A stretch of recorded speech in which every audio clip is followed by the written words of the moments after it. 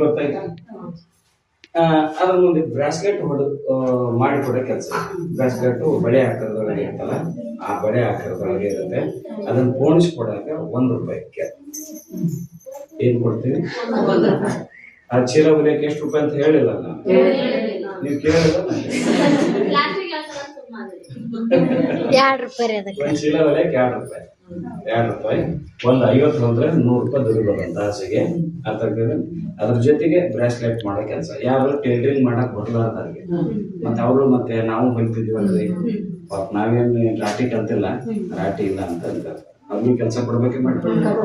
ಕೊಟ್ಟಾಗ ಅವರು ಒಂದು ಬ್ರಾಸ್ಲೆಟ್ಗೆ ₹1 ಕೆಲಸ ಇದು ಕೊಡ್ತೀವಿ. 1 ನಿಮಿಷದೊಳಗೆ 50-100 ಅದನ್ನ ಬ್ರಾಸ್ಲೆಟ್ ಮಾಡ್ಬೋದು.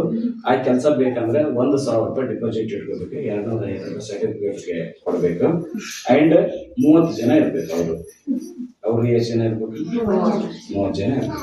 ಈಗ ನಾವ ಮಾಡ್ತೀವಿ, ನೀವು ಮಾಡ್ತೀರಂದ್ರೆ ನೀವು ಅದು ಒಂದಿರ್ಲಿ ಇನ್ನೊಂದಿರ್ಲಿ ಅಂತಿರ್ಲಿ. ಹೆಸರು ನಿಮ್ಮ ಯಜಮಾನ್ರದ್ದು ಇದ್ರ ಗಂಡನ ಹೆಸರು ತಗೊಂಡು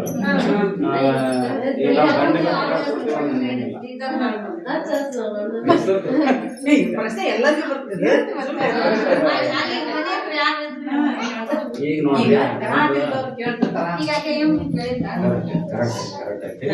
ಕಟ್ಟಿ ಮೇಲೆ ಕುಂತ್ಕೊಂಡ ಮುದೇಕಿ ಹೆಸರು ತಗೊಂಡು ನೀವು ಮಾಡ್ತೀವಿ ಮಾಡೋದು. ಅಕ್ಕ ತಂಗಿ ಯಾರ ಹೆಸರು ಕೊಟ್ಟು ನಿಮ್ಗೊಂದು ಕೆಲಸ ಕೊಟ್ಬಿಟ್ಟಿರ್ತೀವಿ. ಮತ್ತೆ ನನಗೆ ಇನ್ನೊಂದು ಕೆಲಸ ಅಂದ್ರೆ ಅಲ್ಲಿ ಹೆಸರು ಪದೇ ಪದೇ ನಿಮ್ಮ ಹೆಸರು ಬಂದ್ರೆ ಬರೀ ಇವ್ರಿಗೆ ಕೊಡ್ತೀರ ಅಂತ ಅರ್ಥ ಆಗ್ತದನ. ಇದು ಬ್ರಾಸ್ಲೆಟ್ ಕೆಲಸ. ಒಂದು ಬ್ರಾಸ್ಲೆಟ್ ಮಾಡ್ತಕ್ಕಂಥ ನೀತಿ ಏನು? 30 ಜನ ಇರಬೇಕು, ಡಿಪಾಸಿಟ್ ಎಷ್ಟು ಮಾಡ್ಕೊಳ್ಬೇಕು, ಒಂದು ಬ್ರಾಸ್ಲೆಟ್ಗೆ ಇಷ್ಟು ಕೊಡ್ತೀವಿ, ಕರೆಕ್ಟ್ ಆಗಿ ಎಲ್ಲರೂ ಮಾಡಿಕೊಟ್ಟ ಮೇಲೆ ಒಯ್ತೀವಿ. ಬೇಕೇ ಬೇಕು. ನಾವ್ ಒಟ್ಟ ಅದೀವ್ರಿ ಅಂತ ಈಗ ನೀವೇನ್ರಿ ಎಷ್ಟು ಮಂದಿ ಕೊಡ್ತೀವಿ ನಮ್ಗೆ ಅಷ್ಟ ಕೊಡ್ರಿ ಅಂತೀರಿ.